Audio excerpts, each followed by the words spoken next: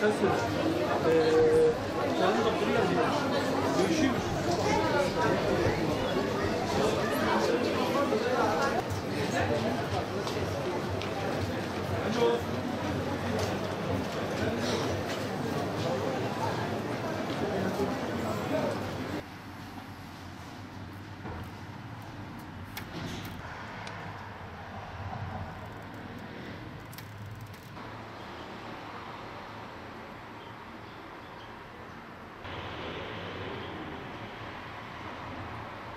Elektrik faturaları ile ilgili yani ertelenebilir. 3 ay ertelendikten sonra sayaçlar okunur. Herkesin yakıt bedeli hak kaybı olmadan, yani ne bizim hakkımız geçer ne devletin hakkımız da geçer. O şekilde faturalandırılırsa daha iyi olur. Ama sayacı okumadan geçen yılki faturaların ortalamasını, geçen yıl çok yakmış olabilir, bir ay fazla gelmiş olabilir, bir ay düşük gelmiş olabilir. Orada o durumda bir ortalama bulunamaz. Yani bir hak kaybı mutlaka olur. Tabii bu virüs nedeniyle toplum, halk zor durumda. Rabbim tez günde bu virüs illetinden bizleri, tüm İslam ümmetini hasarsız bir şekilde kurtarmayı nasip eylesin. Tabii biz devletin yanında olacağız. Devlet de bizim yanımızda olacak. Bizi desteklemesini tabii bizim gibi herkes talep ediyor. Allah-u Teala tez günde, bu dar günde, bu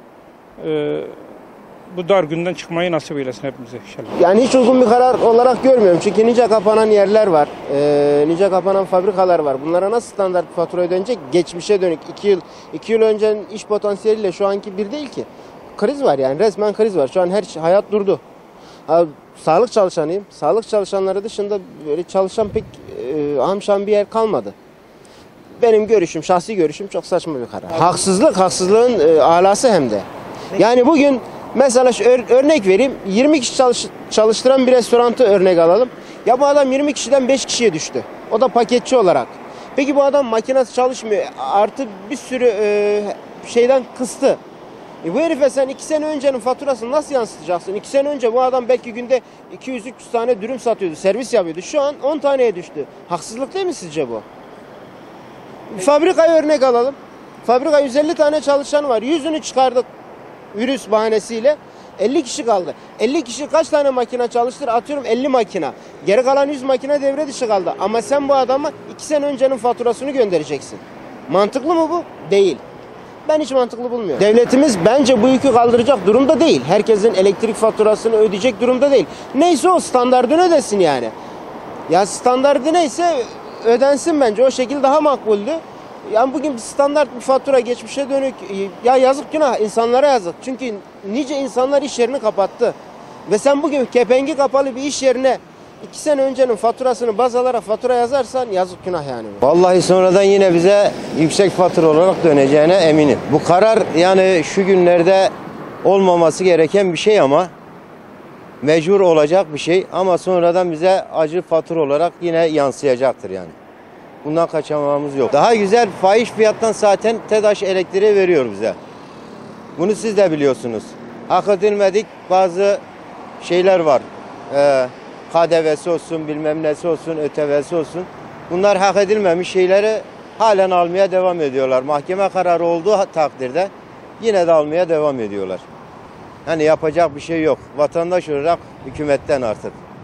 Hükümet ne derse o olacak. Vallahi şimdi zaten biz elektrik şeyinden zaten zorluk çekiyoruz. Yani benim daha önce 70 küsür falan geliyordu. Şu anda 118-138 falan geliyor yani. Zaten biz bunu şu anda yani ödemekte güçlük çekiyoruz. Böyle bir şey uygulanırsa diğer ileriki bir tarihte nasıl ödeyeceğimizin de yani zorluk içerisine düşeceğimi ben tahmin ediyorum. Yani ben öyle bir şey düşünüyorum yani. Vallahi doğru değildir bence. Herhalde devlet buna bir çözüm bulacaktır. Tabii ki ben şu anda inşaat sektöründe çalışan bir kişiyim yani. Bir gün işe gitmedim mi benim yemeğim böyle yani. Ben öyle yani şeyim de yok yani öyle bir sosyal güvencem de yok zaten. İnşaat sektörü belli zaten. 6 ay var 6 ay zaten bu senelerde iş sıkıntısı var yani. Yani elektrik parasını zaten nasıl ödeyeceğimin ben de onun çabasındayım zaten. Üstelik de kiracıyım da yani. Bu elektrik faturası biraz sıkıntılı bir olay. Çünkü hani hiç kullanmayan da olabilir. Mesela o ay kullanmamış olan var. Yani belki yeni abone olanlar vardır. Veya yani çok haksızlık olacağını düşünüyorum. Yani çok saçma. Yani yani nasıl yapacaklar? Her türlü okumalar lazım. Yani okumazlarsa çok bir mantıklı bir şey olabileceğini düşünmüyorum.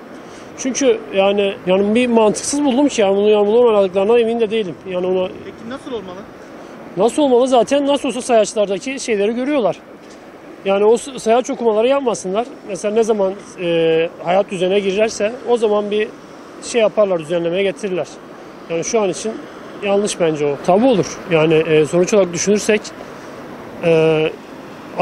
insan belki o ay çok fazla kullanmıştır veya geçen yıl bir düşen mesela bir aile 6 kişiliktir. Bir askere gitmiştir, bir evlenmiştir, kalmıştır 4 kişi. Bu yıl belki daha az kullanacaklardır. Yani saçma olduğunu düşünüyorum o şeyin. Yani bu elektrik faturalarının değerlendirilmesi olarak geçen seneye oranla hesaplandığını öğrendim şimdi. Geçen seneki durumlar ve bu seneki durumlar tabii farklı olduğu için belki bu sene daha az kullandıysam geçen senekine göre kıyaslarsak bu haksızlık olur tabii ki. Ve kaldı ki hani vergi oranlarıdır herhalde bilmiyorum. Onlar farklılaştığı için biraz haksızlık olabilir tabii bu. Yani şimdi kullanılmamış bir faturayı neye göre hesaplayacak? Neye göre yani tartıp biçecek? Ona göre fiyat çıkartacak. Benim kullanmamış olduğum bir faturayı neye göre hesaplayacak? Neyle karşılaştıracak? Neye göre fiyat çıkartacak? Mesela ben tek başıma yaşayan bir insanım mesela veya da ailemle 5-6 kişi yaşıyoruz. Normalde ben faturam diyelim ki ne 100-150 civarı geliyor. Ben hiç kullanmamışsam bu faturanın yani ücretini neye göre hesaplayacak? Yani çok saçma bir şey yani hiç olumlu değil, doğru değil yani çok yanlış bir şey.